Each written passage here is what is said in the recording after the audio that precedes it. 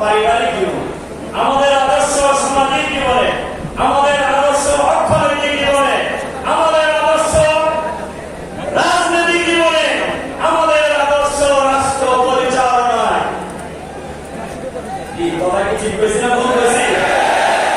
আল্লাহ তাআলা কোরআন শরীফে মুহাম্মদ রাসূলুল্লাহ সাল্লাল্লাহু আলাইহি সাল্লামকে কেন পৃথিবীতে পাঠানো হয়েছে এই সম্পর্কে আল্লাহ তাআলা বলেছেন, হুয়াল্লাযী আরসালা রাসূলাহু বিল হুদা ওয়া দীনিল হক লিইয়ুযহিরাহু আলা দ্দীনি কুল্লিহি ওয়ালাউ কারিহাল মুশরিকুন ওয়ালাউ কারিহাল কাফিরুন ওয়া কাফা বিল্লাহি শাহীদা।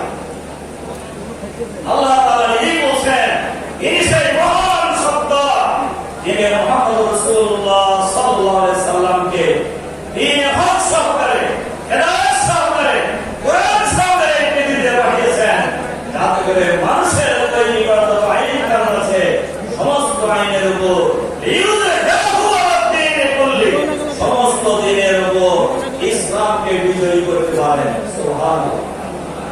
আর এই কাজ এটা ফরজ না নফল? আল্লাহ নবীকে এই কাজ করছেন না করেন না? করছেন কি না? মুহাম্মদ সাল্লাল্লাহু আলাইহি সাল্লাম সভাপতি ছিলেন না? উনি কি রাষ্ট্রের রাষ্ট্রপ্রধান ছিলেন না?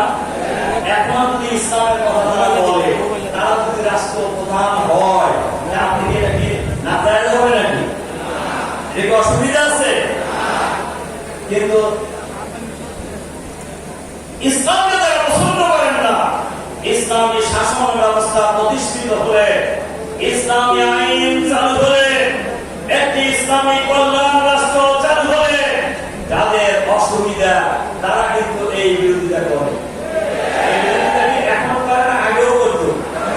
মুহাম্মদ সাল্লাল্লাহু আলাইহি সাল্লাম সাথে করে নাই? এই কারণে আল্লাহ তাআলা বলেন, ওয়ালাউ কারিহাল মুশরিকুন ওয়ালাউ কারিহাল কাফিরুন, যারা মুশরিক এবং কাফের, যারা অস্বীকারকারী দিনকে, কোরআনকে অস্বীকারকারী, আল্লাহ নবীকে অস্বীকারকারী, এটা তাদের জন্য অনুমত হবে না, পছন্দ হবে না। কিন্তু আল্লাহ তার নবীকে এই কাজের জন্য পাঠিয়েছেন। আল্লাহ বলেন, ওয়াকাফা বিল্লাহি শাহীদা, এজন্য আল্লাহর সাক্ষী যথেষ্ট।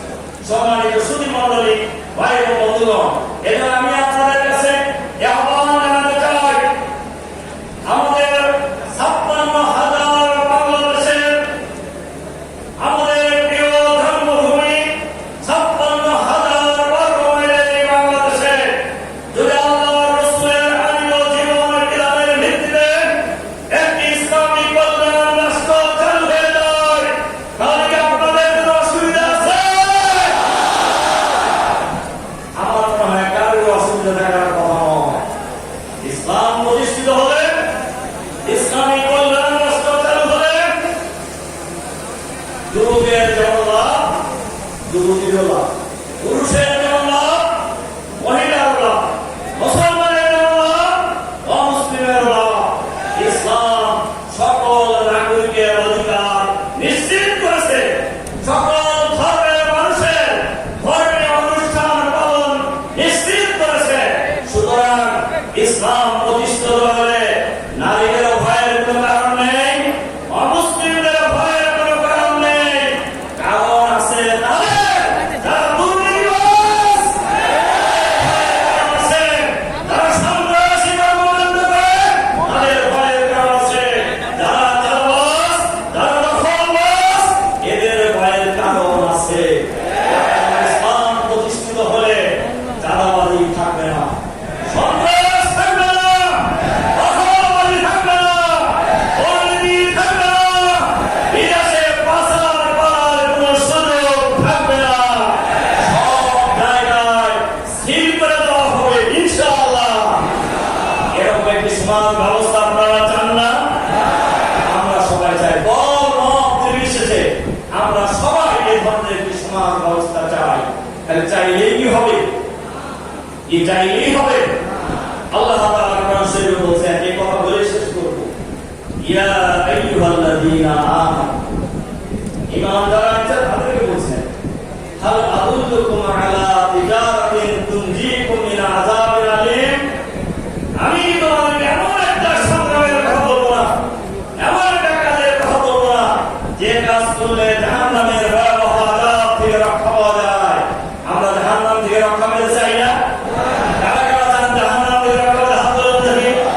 আমরা সবাই চাই। শোনেন, চোরকেও যদি বলা হয়, চোর আছে না, চোরকেও যদি বলা হয় যে ভাই জান্নাতে যেতে চান না জাহান্নামে যেতে চান, কি বলবে? কেউ বলবে জাহান্নামে যেতে চাই। কারণ কেন বলবে না? কারণ চোরও জানে জাহান্নাম কোনো ভালো জায়গা নয়। এই জাহান্নাম থেকে বাঁচার উপায় কি? আল্লাহ তাআলা কোরআন শরীফে বলছেন, তুমিনুনা বিল্লাহি ওয়া রাসূলিহি, আল্লাহ ও রাসূলের প্রতি ঈমান আনতে। আমার ধারণা আজকের এই সিরাত মাহফিলে লক্ষ লক্ষ ভাই বোনেরা উপস্থিত হয়েছেন। আমরা সবাই আল্লাহ ও রাসূলকে ভালোবাসি, বিশ্বাস করি, বলি কি? 2 নম্বর